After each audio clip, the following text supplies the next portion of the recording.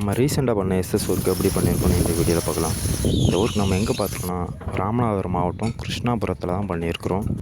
இந்த எஸ்எஸ் ஒர்க்கில் நம்ம யூஸ் பண்ணியிருக்க மெட்டீரியல் என்னென்னா, மேலே கைப்பிடிக்கிறதுக்கு 2 இன்ச்சு பைப்பும், போஸ்ட்டுக்கு 1.5 1/2 பைப்பும், அப்புறம் 3/4 இன்ச்சு பைப்பு குறுக்கால கொடுத்துருக்குறோம்.